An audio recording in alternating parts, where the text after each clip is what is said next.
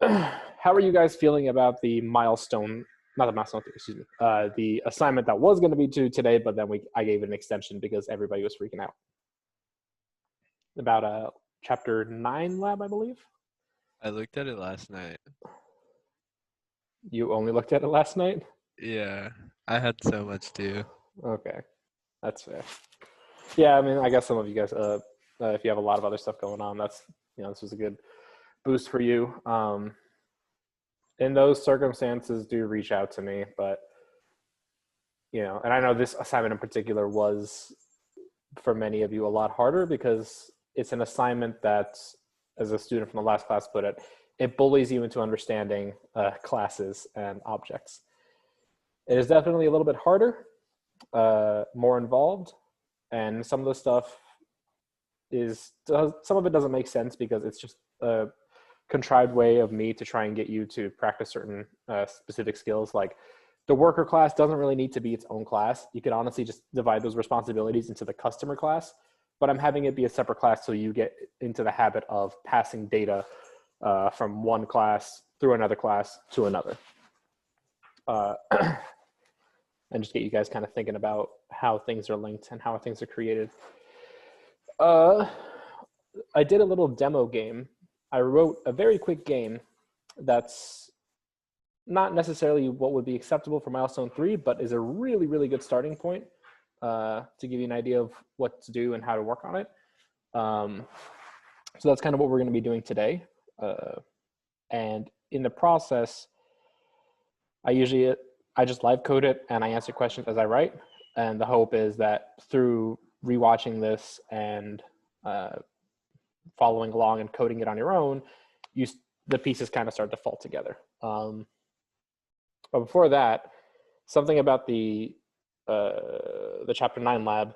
I know a lot of you guys were getting confused, at least in the other class, we're getting confused about the private array, right? That's the thing that's confusing most of you, I imagine. How to get the customer from the private array. That whole thing is probably the biggest question in your minds, I imagine. Yes, no, maybe. Wouldn't you use the accessors to get the information? Yeah. So the way our program works is when a user wants to log in, they give us their account ID, and then we have to go and check for that account ID within our array. So where do you think this method that takes the user ID and then queries the data, where do you think that would be? To go to the database? Yeah. What class do you think it would be in? The database class? Yeah. The database class is a method, we'll call it search by ID, that takes in a account ID from the user and goes through our database and checks to see if there's an entry in our array that has that ID. So how would we go about doing that part? Because for that portion, I was a bit confused, so I made multiple search methods. There was from first name, last name, and then full name. Yeah, I think unless I misremember, for the project sheet, you ask the user to sign in by their account ID, right? Or can they sign in using their name too? I don't remember what I wrote on the project sheet, that's why I'm asking. It's by full name or ID. By full name or ID? Okay. So you can probably have some kind of check, something in your UI that says, do you want to log in by ID or your full name? And then, yeah, you'll have to check. For the full name check, it needs to query their first name and their last name and make sure it matches the full string that you got. Oh, okay. Another way to do it is if they give you their full name in a string, you can divvy it up into, you can use the string tokenizer to get first name, last name. What are you doing? Buddy, you could just go out that way. 1 second, sorry. You want to open this door? Oops, sorry.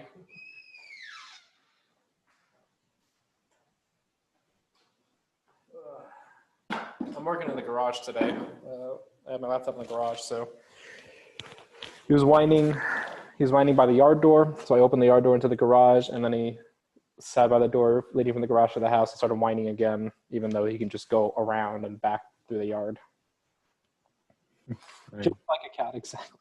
Yeah, Anyway, sorry. The only portion I was a bit confused was in the withdraw. Like it says to give with the given user accounts. Mhm. So when the user is logged in, the following functionalities would all be done through the worker class. The worker class is responsible for accessing the account of the user who is logged in and making changes to it, or displaying their account, etc. Oh, okay. Okay, gotcha. And like I said before, there's no real reason for the worker class to exist other than for me to force you to practice having that kind of separation and getting you guys to understand how to make all those pieces work together. So let's go into today's demo. It's just going to be me live coding. Yes, pickle juice. It will be just me live coding, and I encourage you guys to ask questions along the way and stop me if you have any questions. But basically, I'm going to be building a very small, very lame Pokemon game. Whatever happened to the math theory program? The one about the arrays? What math theory program?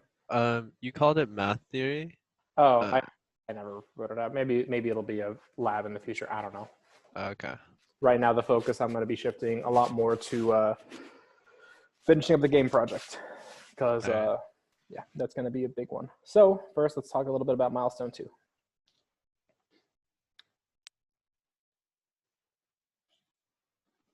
Let me pull up these windows. Okay, milestone 3, excuse me. You guys are basically preparing for the alpha release of your game. Nothing was due today, Johans. You guys can read through this on your own, but essentially you have the combat loop and the exploration, and you're going to put those two pieces together and make a fully functioning game.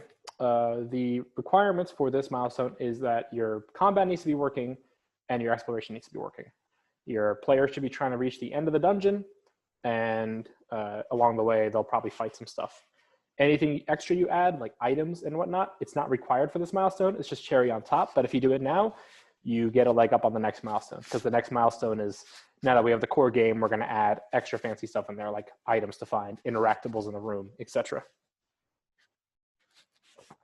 But the way to combine these pieces is going to be through what? What new tool that we've learned to use do you think we're going to use to combine the two pieces that we have individually? Classes, exactly. We are going to move away from some of the things that the classified version, we'll call it, might be a little bit different than the initial version, but it's going to be make a lot more sense all around.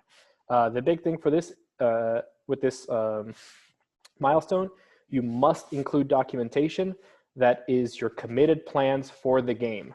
Not necessarily what you're delivering on the alpha release, but for the final release of the game, which will be at the end of the semester. Everything in this doc, I expect to see in your final game. The way I want you to describe this is as if you were describing a game to your friend, right? I want a very high level overview of what the game's going to play like, what features are going to be available. Don't talk to me about the Java and the code and the data structures you're going to use. Give me an overview of how the game will play. What features will be available to the player? How will it work? What's the win condition?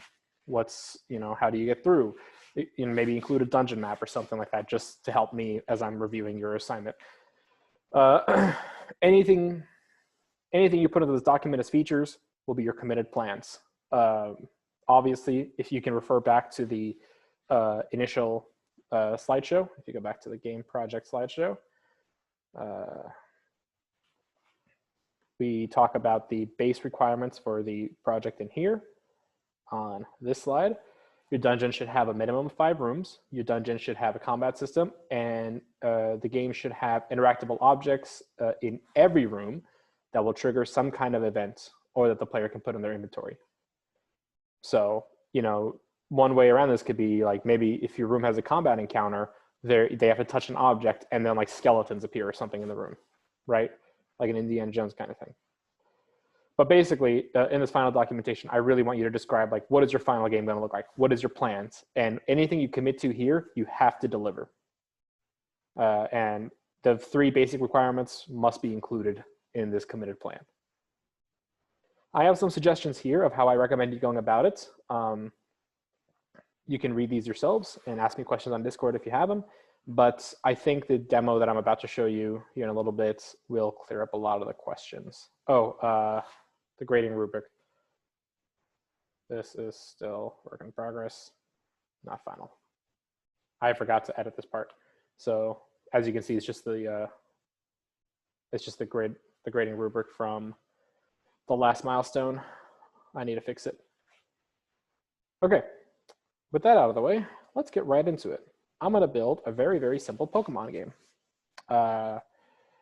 So one of the most key skills to build in object-oriented programming is understanding this concept of objects have states and behaviors.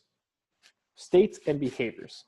As long as you can look at the real world and look at things or look at concepts and divide them into these are descriptors and these are behaviors, you have the basics of approaching object-oriented programming, because that's really what it's all about, is being able to describe things in the way they behave and the way they and traits that they possess. So when I used to teach Python intro, I would always show them Pokemon Battle UI. So let's look at this picture right here of this UI. An image in new tab. Okay. Now, if we look at this, what do you think are some of the objects in this moment of the game? What are some objects that we have? Right, we have 2 Pokemon objects here. What are some traits of the Pokemon objects? What are some what are some states of the Pokemon objects? Looking at this UI, their health, their level, right? Not necessarily their attacks. Attacks are behaviors. Attacks are things that they do. Yes, their sex. And one more. There's one more thing that we see here that is a name, exactly. So these are all the states of the Pokemon object. Now, who was it? Diego said attack. Attack actually describes their behavior. They have different kinds of attacks, and that is a thing that the Pokemon does, right? Their attack is not a descriptor of the Pokemon itself, but an attack is something that the Pokemon does. Does that distinction make sense? Is that registering? Yeah. So yeah, they might have stats like attack power. That would be a state, exactly. And then their behaviors would be stuff like scratch, tackle, I don't know, lightning bolt, whatever, right? These would be all the different things that your Pokemon could do. So I'm going to create a game that's going to function very similarly to our game that we're building for the game project. And yeah, let's just get started with it.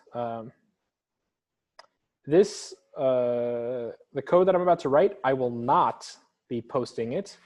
And the reason I will not be posting it is because I want to force you guys to, I don't want to make the same mistakes I made with the pre-lab where I just like copy pasted code for the combat encounter, and you guys, a lot of you just copied it, which is totally fine. But a lot of you copied it without understanding how it worked. And so like the same flaws that were in my initial version were in your versions. So I do want to iterate. Do not just copy this code, watch the video, write it on your own, and understand how each of the pieces work. Because if you just submit me this, what I wrote here, this is not enough to get you a good grade for your milestone 3. What I'm about to write here is more of a simulation than an actual game. It's not going to be enough. But some of the things I write will hopefully give you ideas for your implementation.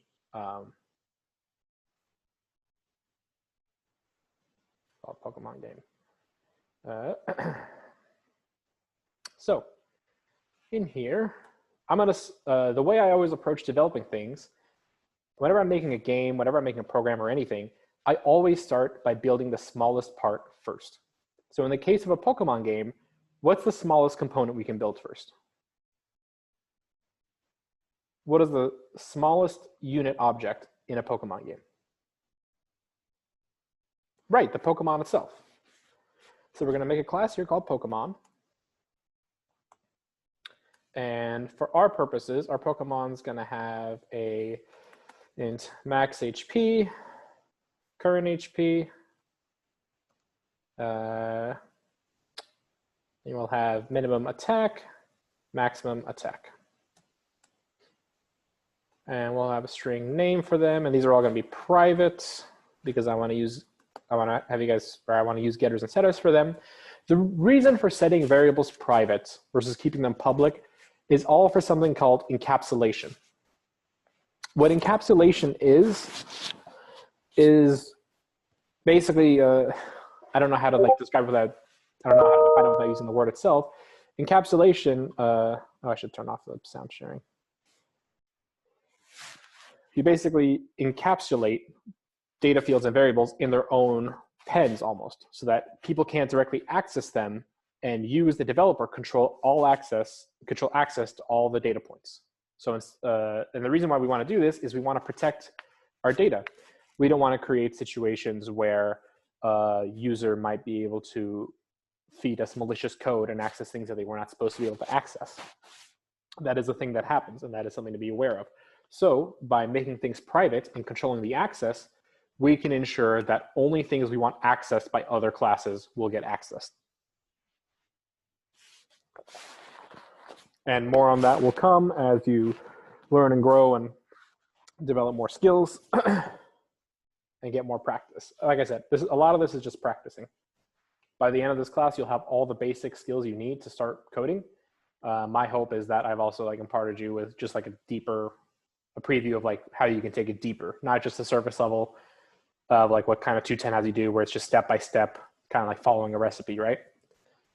Anyways, let's get started the development. I'm going to ignore sex for this case because it's just not going to be used.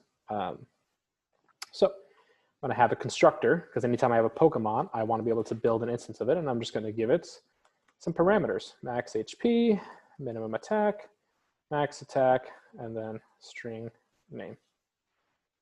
And I should put data types for these. Int, and I will say this dot max HP is equal to max HP. When we first build a Pokemon, their current HP is going to be equal to their max HP. And then this dot minimum attack is equal to min attack. This dot max attack is equal to max attack. And then this dot name is equal to name. All right, we've created a constructor, and let's build some getters and setters for our private data fields. If you want it for that, so we want it for max HP. Oops, let's build our getters first, actually. Getter. I want getter for that, getter for that. Yeah, getter for the max, getter for the current, and then getter for all of these, actually. And then we only really want them to be able to modify the current HP. Anything outside of us, what's the keybind? I'm on Mac, I use Command N. On Windows, I believe you can do Control N. And as long as you're focused in this window here of the code, it'll give you these options for all these auto-generated stuff. So on we go. We built all this setters and getters, and then they're going to have another method called public void attack. And all attack is going to do, public int, excuse me. All attack is going to do is it's going to return a random integer between the minimum and the maximum. I'm getting spammed on Discord.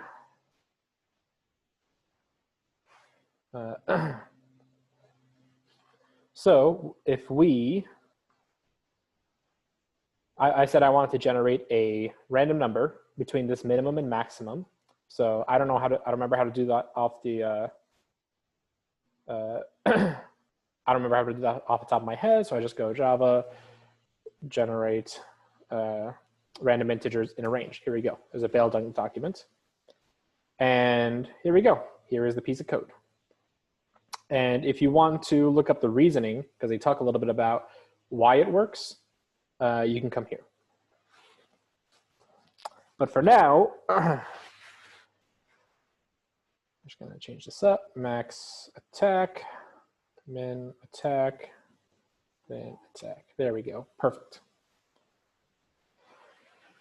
Cool.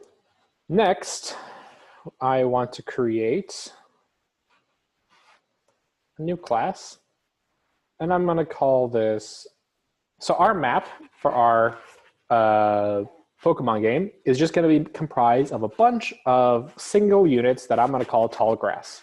Because in Pokemon games, when you walk through tall grass is when you might encounter combat. So what the tall grass is going to do is basically, it's going to serve as all of our rooms in our dungeon, in our game.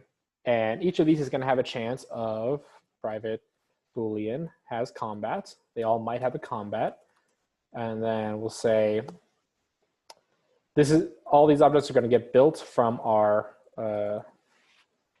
map object. So anytime we're generating these units, I just want to know if there's going to be a combat.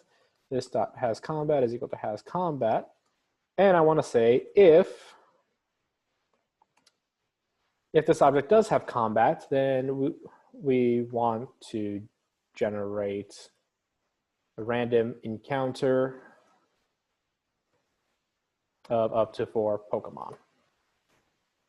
So private Pokemon, array of Pokemons.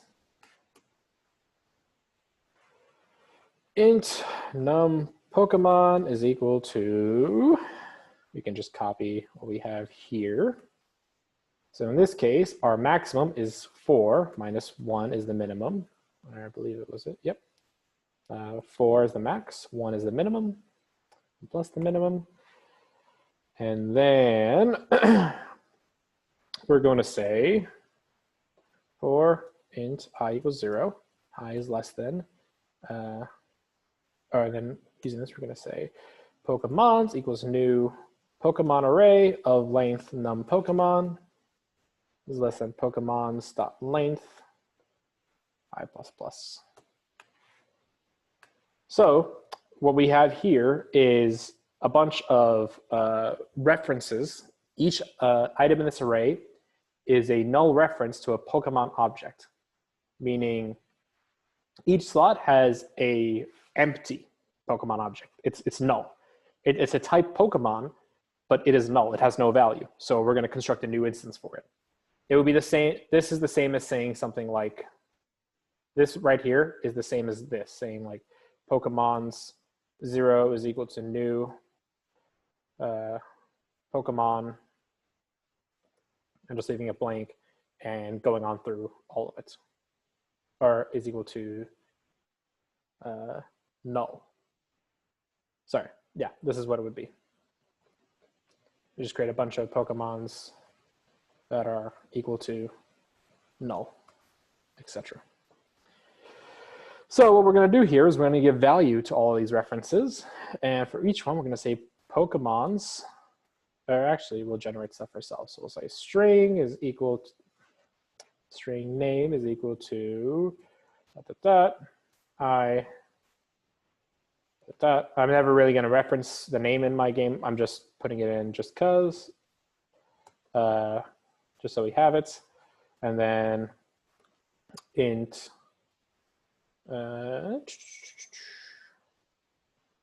max HP is equal to, oops. Let's say we want each Pokemon to have a maximum of 8 health and a minimum of 4, we'll say. And then int min attack is equal to, we'll say, I like this range. We'll say their minimum attack is somewhere between 1 to 3. And then their int max attack is somewhere between, let's say, 6 to 3. Somewhere within that range. And what else do we need? Actually, I'm gonna let's do a split view of this. Split vertically. Feel free to use the raise hand function if you have a question, or like just unmute yourself and ask the question as I go. I actually have a question. Yeah, go ahead. How is where'd it go? The tallgrass Java, how is it accessing the private variables of max HP? min attack and max attack? Right now, it's not accessing anything. I'm just generating these variables with these names. Oh, And then I'm then going to you're use gonna the put those in the constructor. exactly. Oh, okay. Max HP, min attack, max attack name. I think that's 1, 2, 3, 4. 1, 2, 3, 4. Cool. We have 4 variables, and then we can say. So we're going to parse through this array. We just created an array of some length that we generated here, somewhere between 1 to 4. And we're going to be going through this for as long as I is empty. How do we what's the word I'm looking for? We have all the variables. Now, how do we create a new instance of Pokemon inside of this Pokemon's array? What's the code I'm going to put in here? I got all these variables and I want to construct a Pokemon with these traits. How do I do that? Pokemon at index high is equal to new Pokemon with those parameters. Exactly. Pokemons at I is equal to new Pokemon with our variables. So max HP, min attack, max attack, and then the name. So basically what's happening now, in all of our tall grass, we're going to have this array of Pokemons, and I want to have a getter for it. So have a getter for the Pokemon's array. And actually we should also have a getter for the, not a constructor, a getter for has combat. Cool. And I'm just going to call this has combat.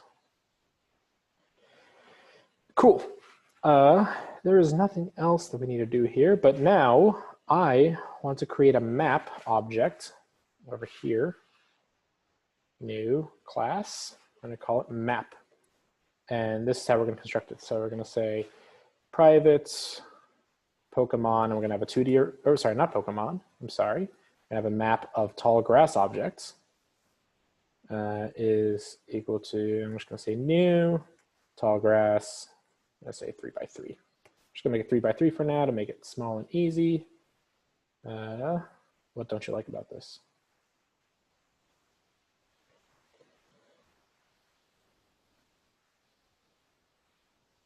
Oh, right, the name. We'll call it map. Cool. Public map.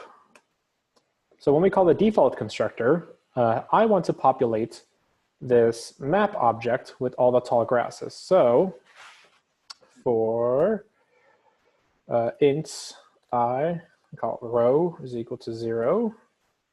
Row is less than map.length, row plus plus. And then for int column is equal to 0. Column is less than map 0. And who can tell me why I did that?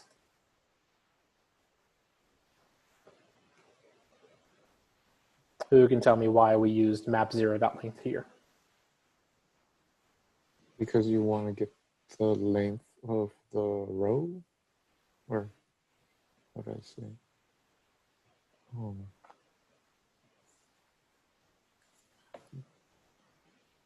That's not, I'm not sure. Right. So we can have the first index. Yeah. So let's review this real quick. When we have a 2D array, what we really have is an array of arrays. Remember, multidimensional arrays are just arrays of arrays. So with our 2D array, what we have is when we say like array, and then we'll say, I'll put that in red. Oops. I'm going to delete that. We have an array, two-dimensional array, we'll say.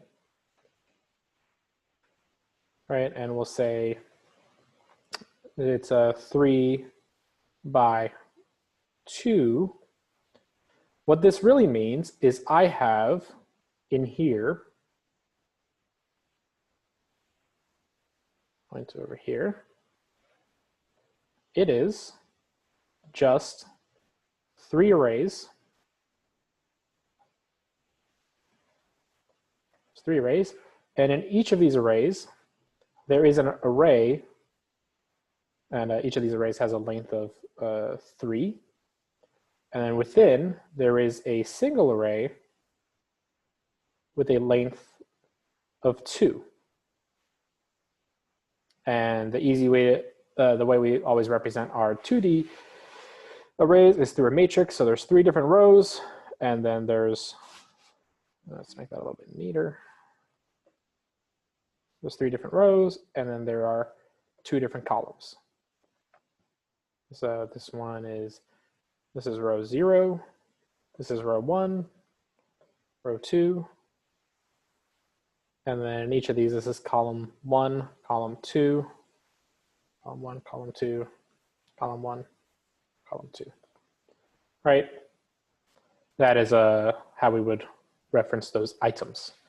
If I wanted the first item, the 0th index of the second array, meaning the first index, then I would just say go into 1, and then within 1, we look at 1 as well. That way I get the second index, or the second item of the second array, etc. Let's go back to the code. So by getting the length of the array in the array at the first index of our, basically the outermost index, because all of these inner arrays are going to have the same length, this will grab, like this is just an arbitrary number. I could have even set I at, at I, it would have been fine. But just by saying 0, like we all know, all the inner columns, all the inner arrays are going to have the same length. So we can pick any arbitrary row to query. So in each of these tall grasses, I'm going to say Boolean has combat is equal to int math.random. And then I'm going to say modulo 2 equals 0. So basically, I'm just using this, using numbers to generate a random integer. I have a quick question. Sure. I know you just like explained like the whole like map index 0.length. Mhm. But if you're gonna go through each array, right? How come you don't just put map and then index whatever row you're at?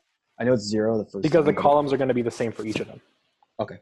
Because the length, we like this, even if we don't use all 3 slots of the inner array, they all have 3 slots allocated to them. Okay. So it doesn't matter which row we query, the inner row is going to always be the same, or the inner length is always going to be the same. I could imagine like some people might have dungeons with like empty rooms. Would that affect the code? That's something you're going to have to manually, when you're developing your dungeon map, that's something you're going to have to kind of consider. Okay. There might be some manual mapping involved in there. All right. That is a good question. For this, I'm just random generating it just to be fast. I'm going to say if row is equal to 0. So in the top left corner, which is where the user is going to start, I'm going to say has combat is true. Has combat equals true. And then down below, we're going to say if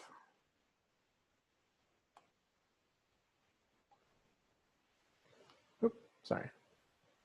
And then for each slot, we're going to say map at row column is equal to new tall grass has combat. Now we actually don't need these extra parentheses there. Cool. And basically, this is going to randomly be true or false, except for the first one. I make it true, and that's just to ensure that we have at least one combat encounter.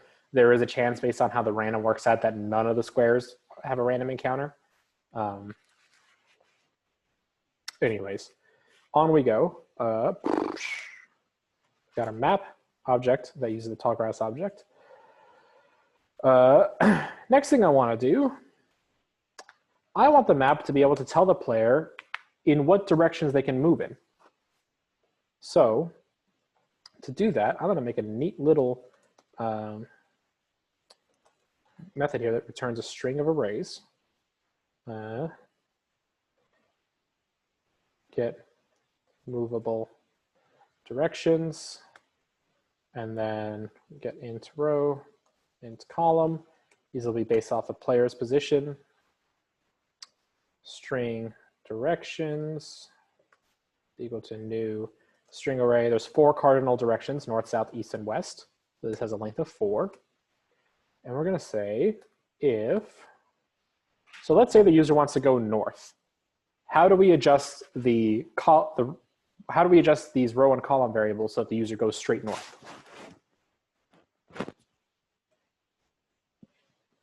You just subtract from the row. Exactly. We just subtract 1 from the row. If row minus 1, and then what do we compare that against? How do we know if we can move north? How do we know if that's within bounds? -1. No, we're already checking the -1. What do we compare that against? Greater than 0. Greater than 0? So our index can't be 0? Oh, greater or equal to 0. Exactly. Row is greater than or equal to 0. Then we say int I equals 0. We'll see why that's useful in just a second. I'm going to say directions at I is equal to north. Otherwise, directions at I is equal to null. Now we increment I, and we're going to very much continue along the same way. So what if I wanted to move south? How do I know if we can move south?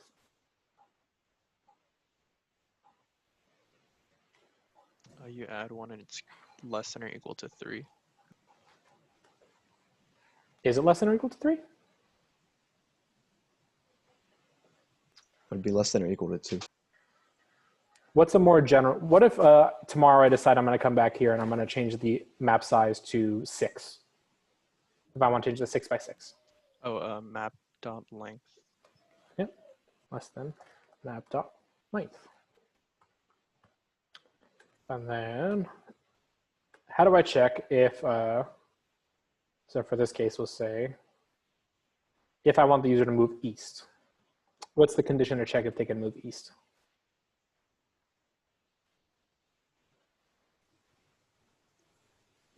Columns +1 is less than map at index 0 dot length. Exactly, perfect. And then we'll add the rest along. And then column -1 is greater than or equal to 0. Directions at I can be west. Otherwise, we have these. And then we return directions. So no matter what happens, we're always going to have an array of all the directions that our user can move in. The formatting might, when we print this out, might look weird because of the nulls. We don't really care. That's going to be something on you guys to figure out later. I'm just writing very rough code right now. Cool, we've built our map object. We should also, actually we'll write that later as we need it. Hey, buddy. I know you want to go out. I'll take you out after this. Next up, the next biggest piece I want to write is my combat. So I want to have a new Java class here called combats.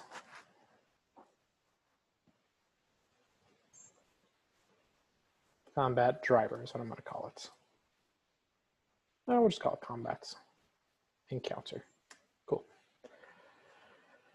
So what we need for this combat encounter is a private Pokemon array. These are the Pokemons that we're going to fight.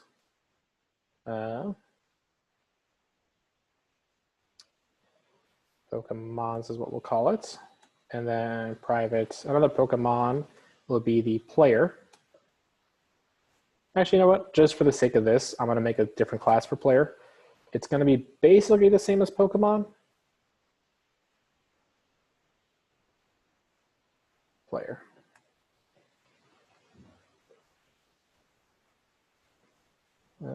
We don't need oops. Let me rename this to player, and this also gets renamed to player. Yeah, it's going to be basically the same thing as Pokemon, but I just want to separate them out just because. And then I'm going to say private player. And then when we construct this, combat encounter, we're going to say Pokemons, and player. This dot Pokemon, this dot player equals player. This dot Pokemons is equal to Pokemons. Awesome. Yeah, that's set. And then after that, once we initialize the combat encounter, the pieces in there, we're going to have public void run. So basically, once we built this, we're just going to tell the combat, go. So, and now, basically, all I have to design here, all I have to put in here is my combat loop. I'm going to say it's going to be int round equals, we're going to start at round 1, and then Boolean is player turn is equal to true. We'll start out with it being the player's turn first. And you might want to, something for your games you want to consider, maybe you want it to be random. Who goes first? Maybe you have like a speed stat for your character, and maybe characters with a higher speed have a higher chance of going first or something. I don't know. But that's for you to consider with your own game. This player's turn is equal to true. And then we're going to say int num Pokemon is equal to Pokemons.length. And I'll show you why we need this variable here in a little bit. And we're going to say while num Pokemon is greater than 0, and while player.get current HP is greater than 0. So while there's a Pokemon that exists, and while the player's health is greater than 0, we're going to go. And I'm just going to have something here to alternate the turns.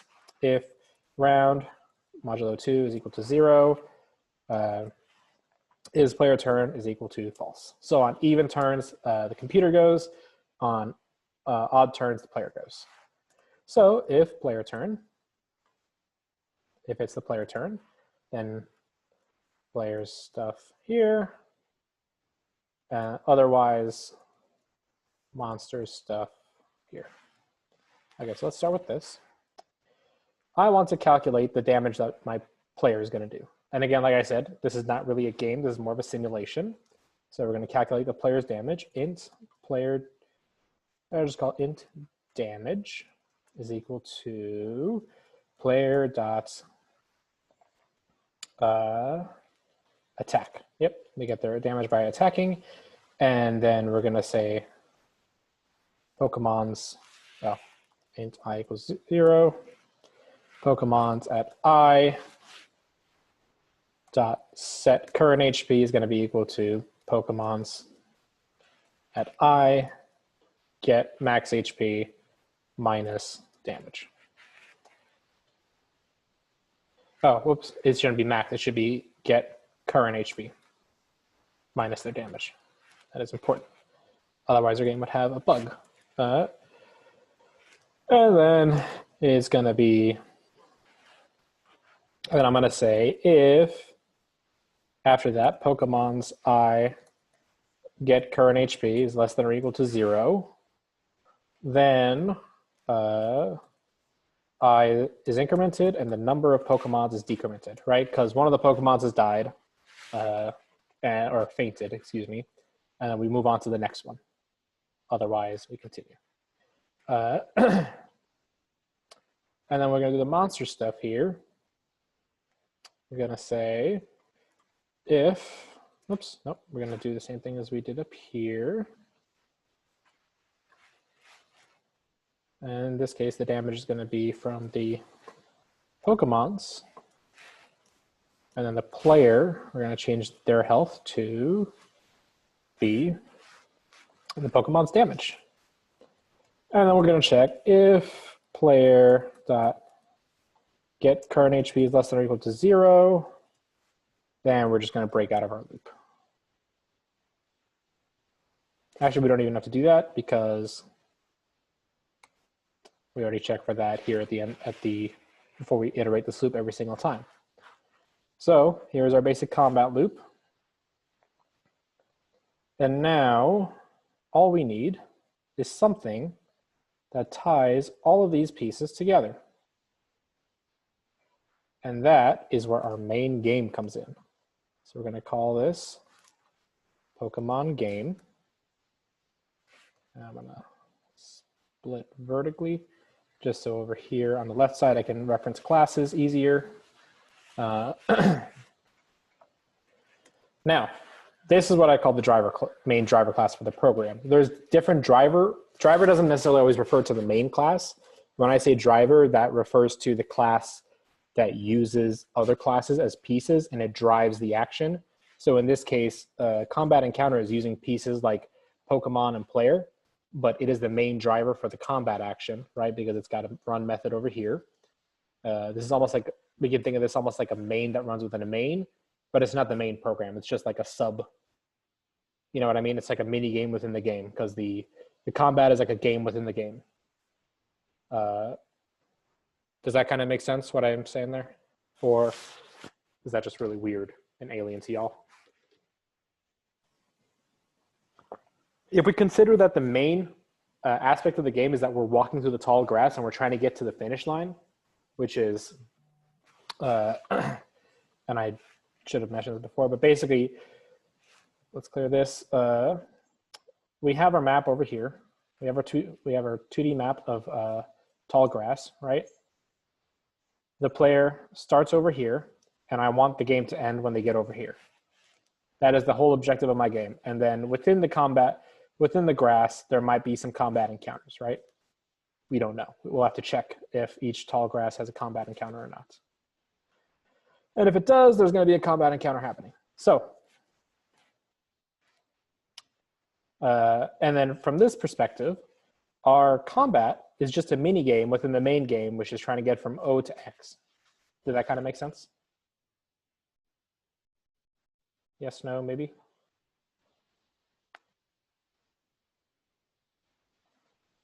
Are you guys awake?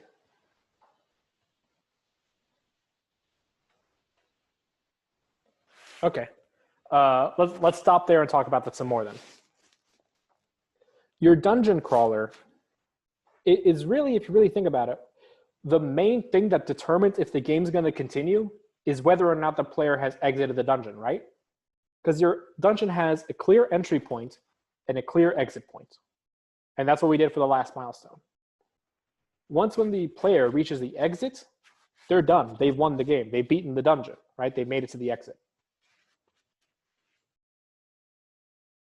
And that exit condition for some games might be that they've killed the boss. That's going to be an extra step for you to figure out of how to logically code that. That's something you might want to reconsider. If you get stuck along the way, it might be something you want to reconsider putting into your game. Maybe you don't want the final boss encounter to be the final, what do you call it? Maybe you don't want the final boss to be the exit point. Maybe you want a physical exit point. Right? You guys with me so far? The core of the game really is if we've made it to the end. Along the way, there's going to be combat encounters. Those combat encounters need their own handler. I want the logic for that to be apart because if I try to put it within the main game loop, it's going to get so confusing. This code is just going to get so complex and confusing. It'll be so much easier to just be like, hey, map, does this square have a combat encounter? Oh, yes, it does. All right, combat encounter, you're up. Here's the monsters that are in the square. Here's the player instance. Do the combat. And that's how I'm approaching this Pokemon thing too. And that's how I recommend you guys approach your game. Because one of the things I notice, a lot of you guys make things more complicated for yourselves by just not utilizing some of the things you've learned, like especially with classes, just not using classes, trying to write everything in one place. It's not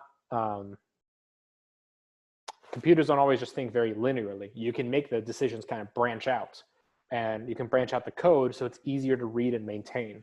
Because a lot of times, the reason why you guys get confused with your own code is it's just one file that gets so dense and so confusing that you don't even understand what's happening in your code. I've been doing this for a while. Sometimes I read some of you guys' code and I don't even know what's going on in your code because it's so garbled up and confusing because there's just so much happening in one file. Excuse me. Yeah, if you just spread it out and designate different modules, if you break your whole game apart into separate tasks, right? I've got the one task of being the tall grass. The tall grass is one component. And then there's the map that has a bunch of these tall grass components within. I have my Pokemon, and these Pokemon are hiding in the tall grass.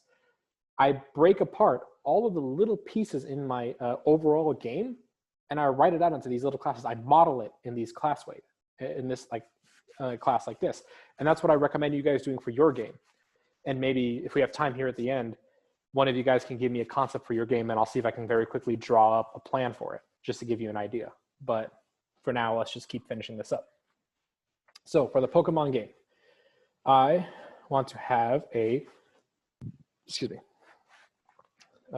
public static void main string args.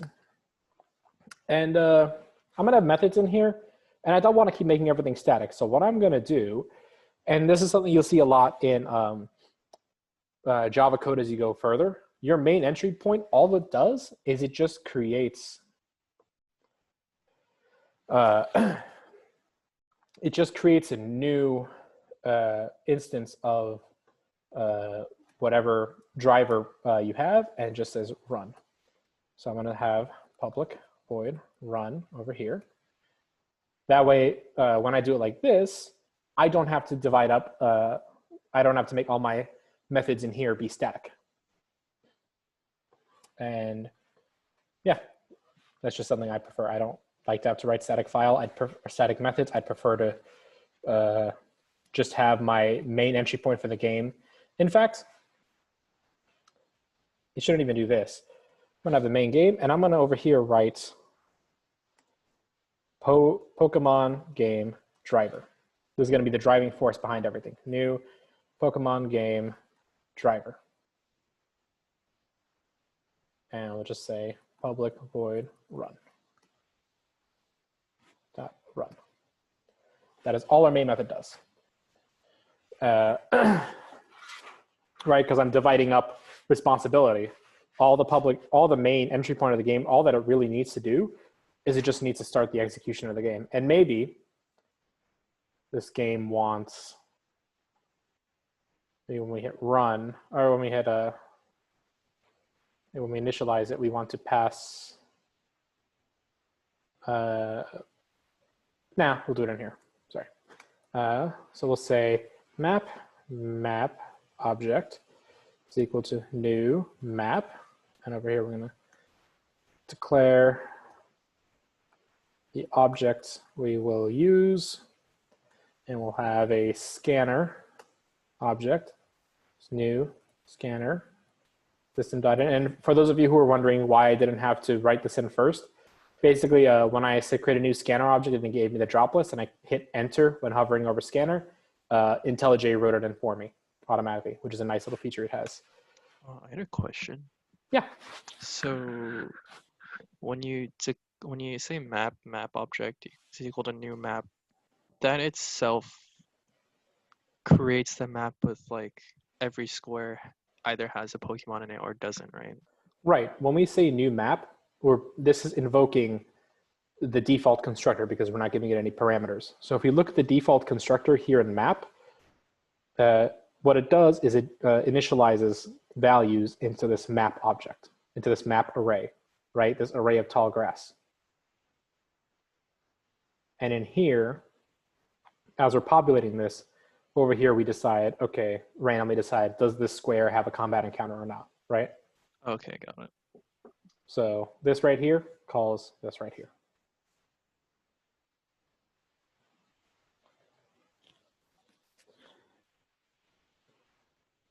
And then I want to create a player equals new player. And then their max HP, I'm going to make up random numbers, 30. Their minimum attack will be 5. Their maximum attack will be 8. And their name is going to be Turk. Okay.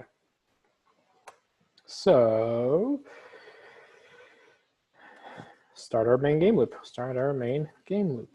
Oh, we have a scanner. Okay, cool.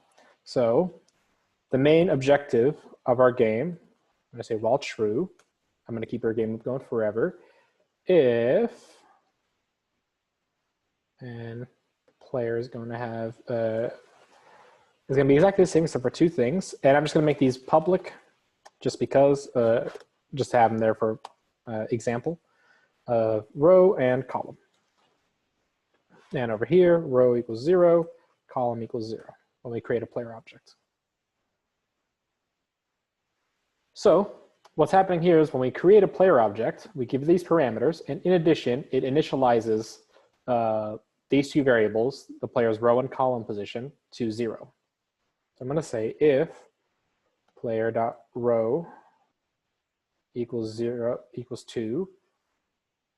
Actually, I should say map object, just to make this more general.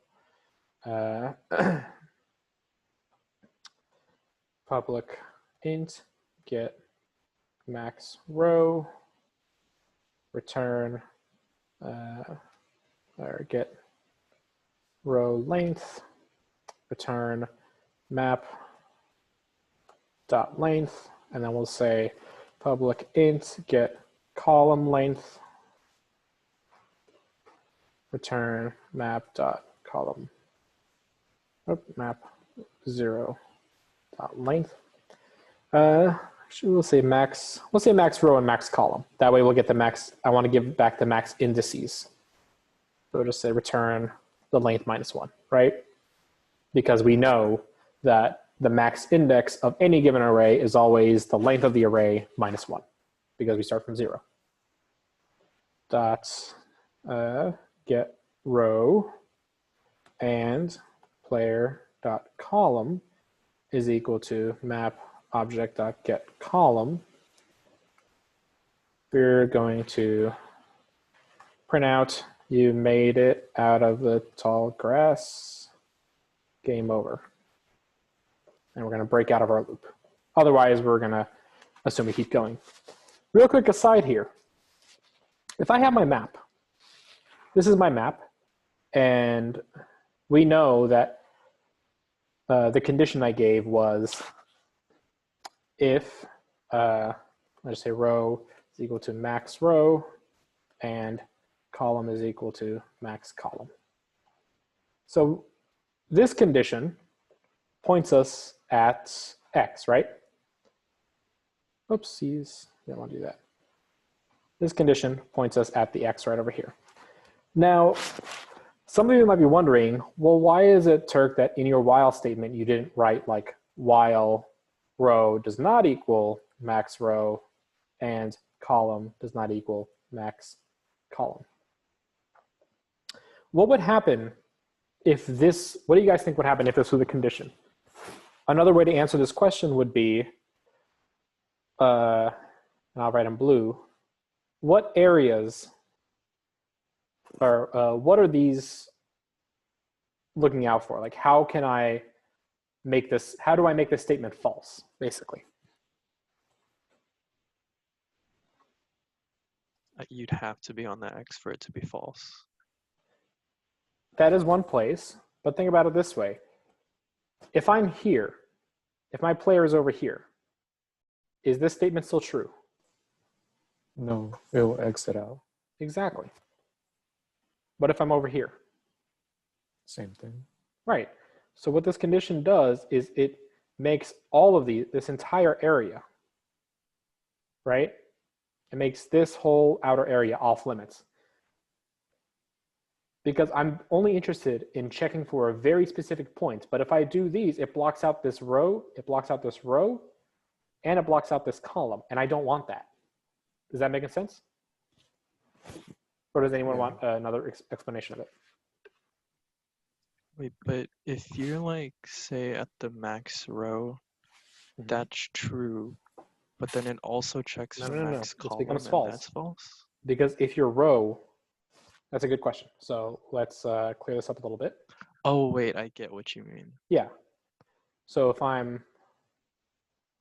the way we invalidate this, the way we make this thing false is by being within the green zone, right? The way we make this one false is by being within the purple zone. And then once that's false, it just skips the other state. Okay, I get what you Right. If either of these are false, then we just break out because this condition is no longer true and the while will not run. So if we're in the bottom row or the last column, the game is over. And we don't want that. That's why we use that's why we use this if condition. I set mine to a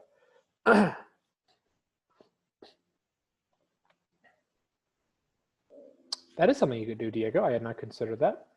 Let me think about that for a second. Yeah, that is another way you could do it. What Diego wrote is another way you could do it in the while statement. I just wrote it as while true, and then because I'm going to have other conditions that might break me out of the game, right? Like if my player dies in a combat encounter, I need a way to end the game. And in fact, actually what I'm going to do is I'm actually going to put game over here at the end. Game over. And we'll close the scanner because we have to remember to do that. I'm going to have multiple conditions that might break out the game. You know, if the player loses at a combat encounter, if the player dies in the middle of combat, we already end the combat encounter there, but we need to end the whole game. You know, the player can't just keep going to other fights if they're dead. So I need a condition here. After I check for, after I run the combat, after combat, check if player died. And I'm going to move these windows to the left side just so when you watch the recording later, you guys can actually see. But let's go on. We want to check, let's check if there is a combat encounter. Oh, wait, first, hold on. We have the map object. Let me refresh myself a little bit. And we want to print out to the user, here's all the places you can go. So I'm going to have a method called, I'm going to just use this. So I have a method called print public void print movable directions string directions print movable directions, and we're going to call map object dot get movable directions, and then the player dot row player dot column. So right, remember functions execute from right to left. So the rightmost method is the get movable directions. So this runs first with the parameters players row and column. That's how we track their position.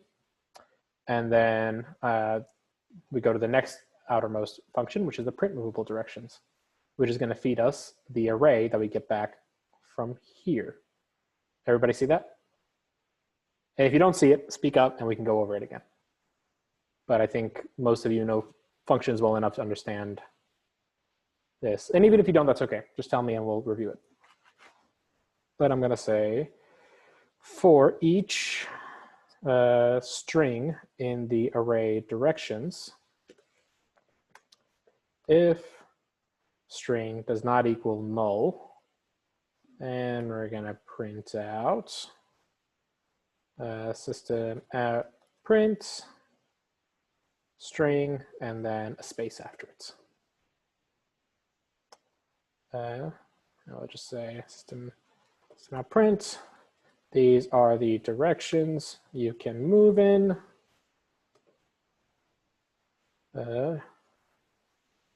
Choose a direction you can move in.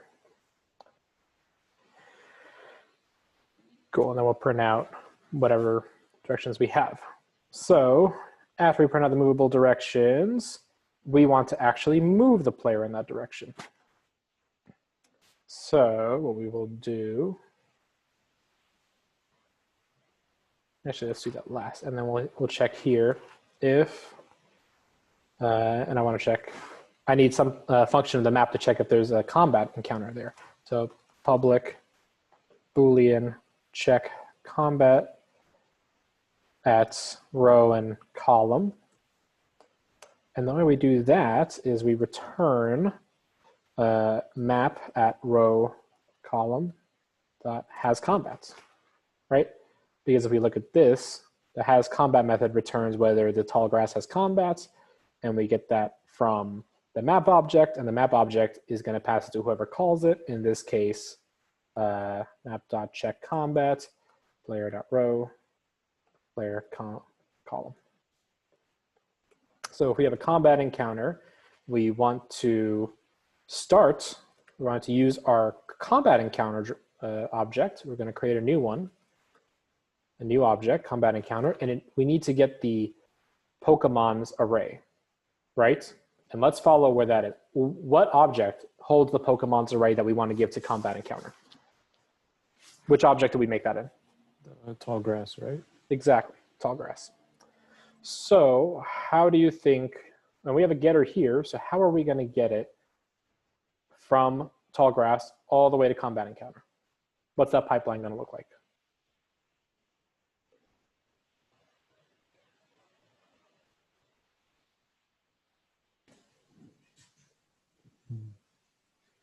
What is the object that holds tall grass? Map. Right. So we should probably get this value and return it from somewhere in map, right? Is that making sense?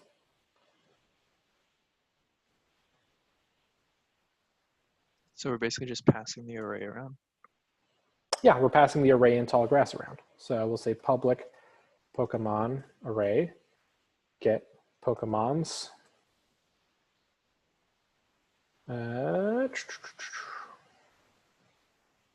That's row column. And obviously over here, we don't need to redundantly check if it has a Pokemon's array, because unless something went wrong in our initialization, we know that because there is a combat encounter there, there has to be a Pokemon array, right? Because of how we build the tall grass, right? If it has a combat encounter, then we build the Pokemon's array. Make sense? Yes, no, maybe? Anybody lost on it? Anybody want me to explain that again?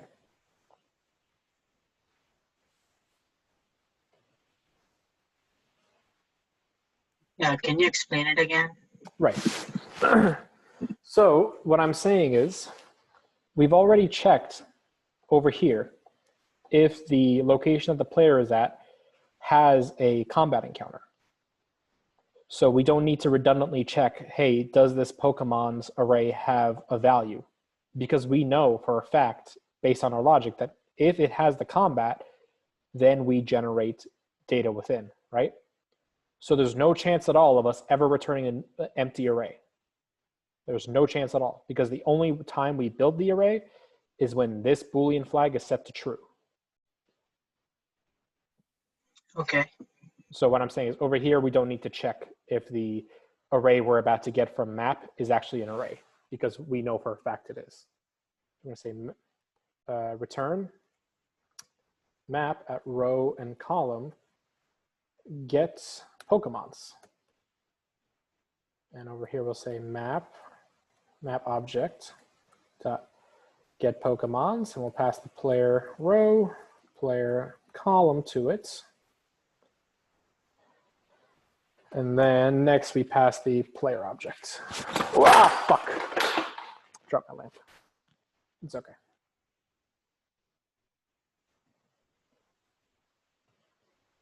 And once we create the new object, we're just going to say run.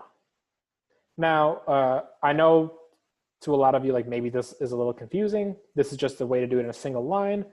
Let's write it as if I wasn't going to write it in a single line. We'll say combat encounter, combat object is equal to new combat encounter, and we'll put Pokemons is equal to map object dot get Pokemons player.row, player.column, and then in our new combat encounter, we create a new combat encounter with the Pokemons that we have, and then we pass the player object into it as well, and then we say combat object dot run. This is how I would break up this line into multiple readable lines. I can put it all in one line because it's, you know, to me it's readable, but I'll also put this like this so that you guys have an easier time following along with what's happening. One thing to note, when Java does this, we're not modifying, when we get this Pokemon's array, this is a copy of the Pokemon's array that exists here. We're not actually modifying the values in here at all. We're just creating a copy and sending back a copy. That's how Java works.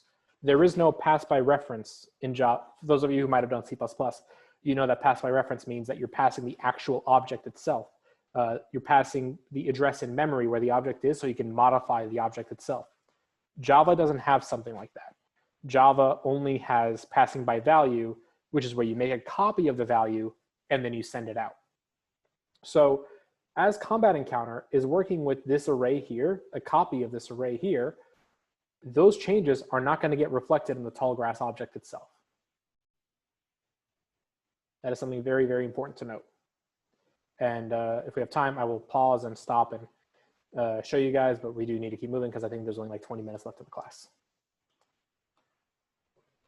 So we run our combat encounter. All this stuff runs. And then after the combat encounter, we check. I'm going to say if player.get current HP is less than or equal to 0, and we'll say you died. And then we'll go to game over by breaking. And actually, I'll put this over here. If there's a combat and our player health goes to 0, otherwise we'll just let them know you won the combat. And over here at the start of it, if we encounter a combat, we're just going to tell the player combat encounter. That way we know in the simulation we encountered combat. But we're not going to know what happens in the combat because this is a really crappy simulation that I'm writing and it's not an actual game. So if all this happens, we processed our player's current position, and then we want to increment their position. So we're going to print out the directions that they can move in, and we're going to ask them which way they want to go. So we will say string input is equal to sc dot next line. So after we've printed out the directions they can go in, we're going to get the direction they want to go in. And then I'm going to say, I'm going to write a method in player called change position, public void, I'll just call it move, string direction. And I'm going to do a switch statement. Direction to uppercase. That way I don't have to worry about making sure the user puts the case sensitive. And we're going to say case north, case south, case east, case west, and we're going to have a default, which is going to be error. And if this happens, it's just the users are not going to move and we're going to ask them, we're basically going to go through this all over again. Now, one thing to note here, if we were in, actually, hold on, let me write this first and I'll go into that. So if we want to move north, we just say row minus minus, and we break. That way we don't go into the rest of these. And if we're going south, we go row plus plus, break. East, we go column plus plus, break. And west, column minus minus, break. The reason I'm putting a break in all these cases is because the way that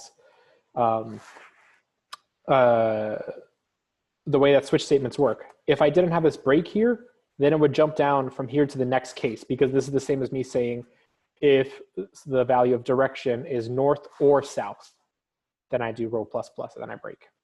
That's why we need a break in between every place that we don't want. That's the nice thing about switch statements, is that instead of writing really complex if-else statements with like lots of ands and ors, I can make it much simpler over here. So one thing to note, if we feed the user a direction and there's a typo and we say error, we don't ask them for their movement again. We just go, let's say player.move inputs. And we know that we can do this because we're assuming that the user is compliant and they're only going to enter a direction that we told them they can move in. Now, let's say the user was somewhere that there was combat and they give an invalid input and this says error. Well, then they haven't moved. So when we come back to the start of this, we'll check and see, hey, maybe they're still in an area with combat because they haven't moved. So the combat encounter is going to run all over again, fresh from the start. And the reason for that, remember, is because first of all, the array that we get from tall grass is a copy. We're not modifying the Pokemon in here. So all the Pokemons that are in this array, when we copy it over again from tall grass, are still full health, because we didn't actually modify the objects in here themselves. We just modified copies of them.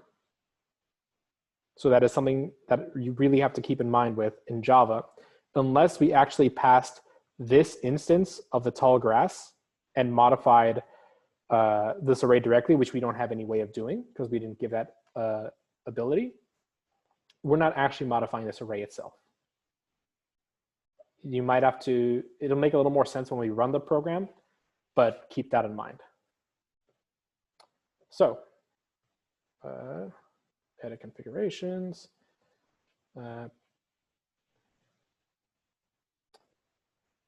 Pokemon game. Okay. Now, if you run this thing, let's see what it looks like. Let's see what all our hard work looks like.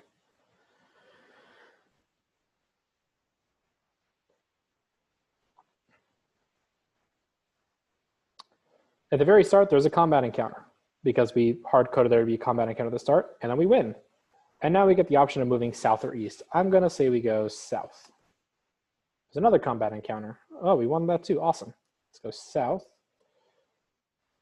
Oh, there's a lot of combat encounters this time. And notice how, like, now that we're at the bottom, we're at the last row, our options are limited to either going back the way we came or we can go east. We're going to go east. We're going to go east again. And we made it out of the tall grass and the game is over. We win. Hooray.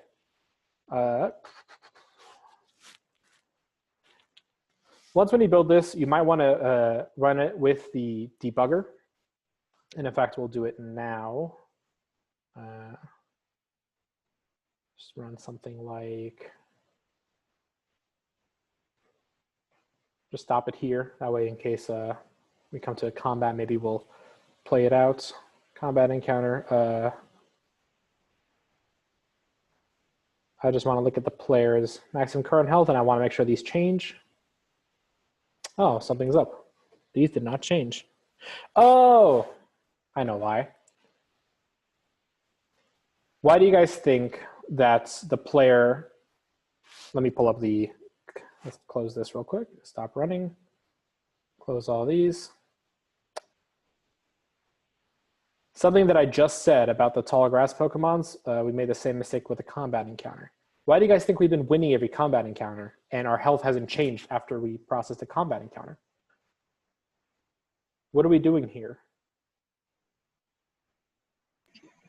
I think as the health resets, that's why. Why is the health resetting? Why is our player object's health not getting changed?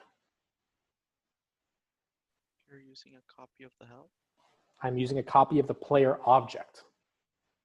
When I pass this here, what we have here is just a copy of our player object. So the way we would fix this The way we would fix this is we would just have to pass. We'd have to keep the player object as a global variable here, and we would have to pass, so here, player, private player, I'll say, over here, we'll say player is equal to new player. And then when we're passing these along, we would need to have functions here that do the get current HP. And this, we'd have to put these over here.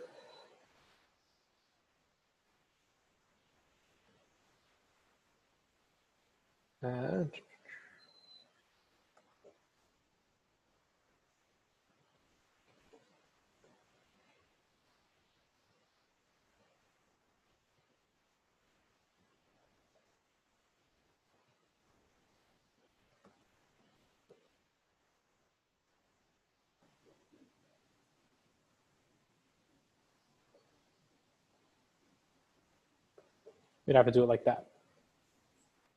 We'd have to have these. And then when we pass, let's pass this object here to the combat encounter. Pokemon game driver.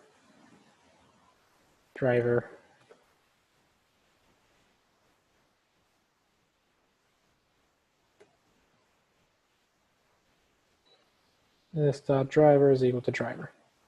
We have to do that. So when player and driver dot get current HP, and we say driver dot attack, public int attack, return player dot attack.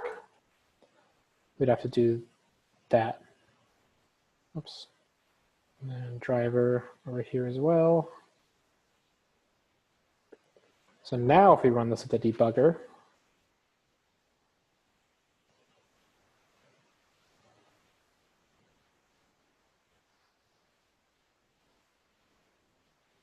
wait, why isn't that?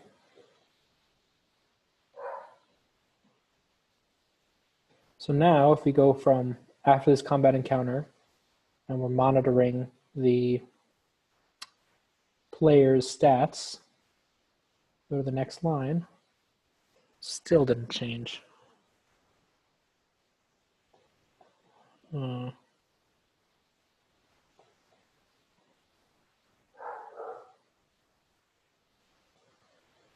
Project driver.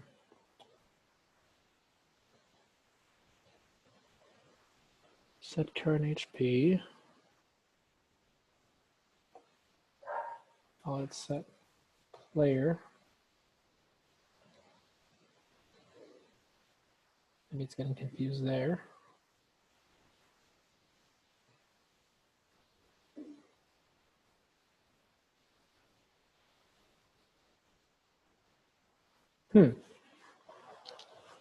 This might be something you guys have to look into on your own.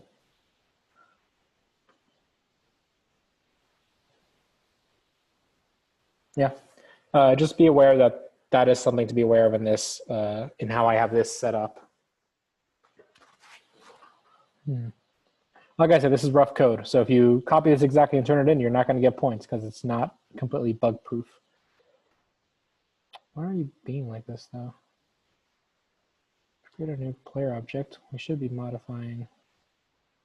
Yeah.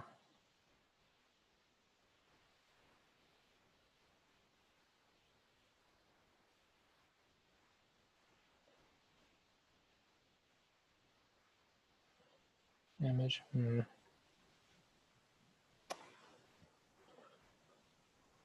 going to put another break line over here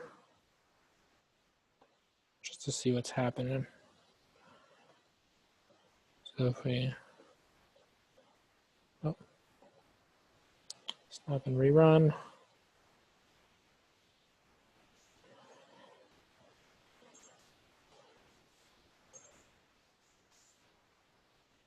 Is the player just killing them in one attack?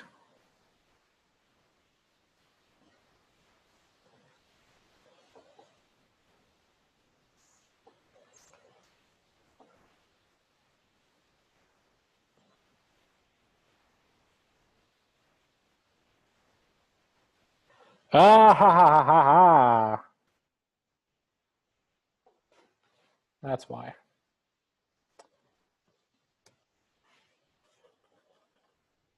So now if we run this, player will actually get attacked.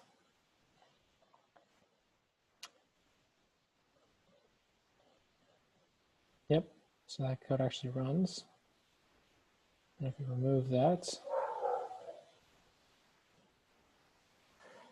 sorry, run the debugger again. And then if we're looking at the player, and we go to the next line, the player died. Cool. But we now know that it is actually working. If we play the rest of this through, we died, game over, and the game ends. Cool. That is a really, really very basic game. Like I said, I am not going to publish the code online because anytime you guys reference this code, I would prefer for you to watch this video back through and code along on your own. The last time, and the reason I'm taking that approach is the last time I did something like this was when I had the pre-lab where I wrote out the combat encounter for you guys, and a lot of you just copy-pasted the code without really understanding what was going on. And I could tell you literally just copied my code. And that was okay because I made that easy for you guys, but this time around, I want you guys to make sure you understand this. So if you are going to copy my code, you're going to have to sit here and listen to this lecture again. And yeah, incrementing the turn was the issue. Because I didn't increment the turn, it was just playing the same. It was the player's turn over and over and over, and the player was going to win every single round because they were never going to get hit. I incremented the turn, but the other big thing was instead of passing a copy of the player object, I passed the driver that contained the player object so we could directly work with the same player object that the driver was using, because Java passes by value, not by reference. So if I passed the object directly over, it would, don't know that if it would modify that. We could try and testing that though. I'm gonna, real quick, by the way, class is over in 4 minutes. If you do need to take off, don't let me keep you. Good luck to you guys. Have a great break. Good luck with all the homework. But what we'll do here, I'll just revert this back to what it was before. Take player. We'll just call it drive player. We'll just call it driver for now. And over here, instead of this, we're passing player. So this is what we had it as before. And if we run this real quick, or monitoring the player object, if we, oh, so it does modify it. Ignore what I said. So yeah, when we pass by the specific object, we are modifying them. Cool.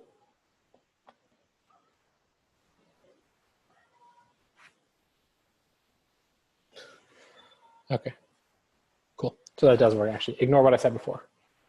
As you guys can see, the whole pass by value, pass by referencing of Java is confusing to me as well. That's why I kind of prefer C++ for that. That's why I prefer C++ for that.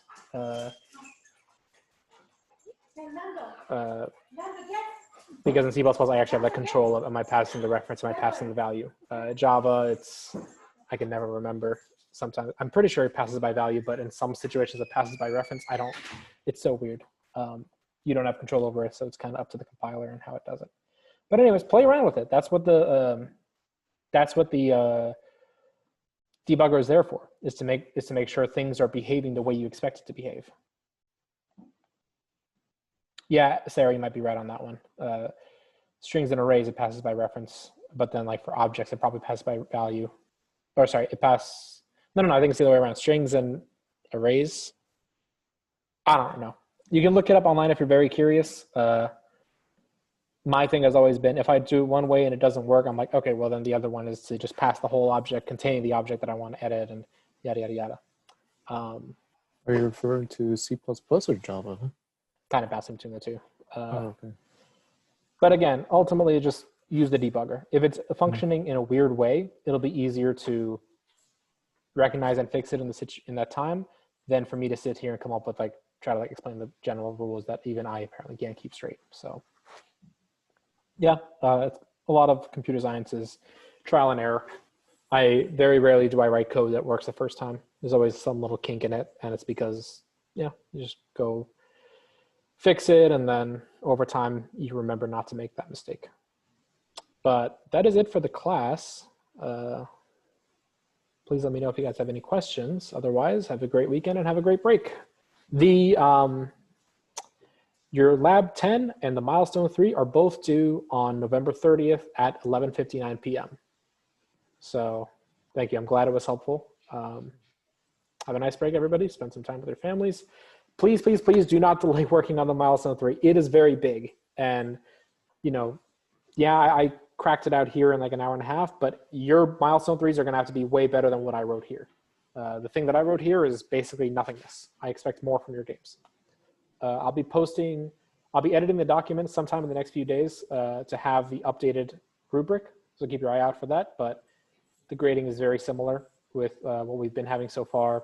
There's going to be a small percentage of it of, did you attempt the technologies? And if you attempted and it doesn't quite work, but you made an attempt to try, or if in your comments you have something like, hey, I tried this here, but blah, blah, blah, or in your documentation, I can give you some get me points, but ultimately it's going to come down to, did you design something that's fun to use and does it work consistently? That'll be it. Good luck, guys. Have a good break.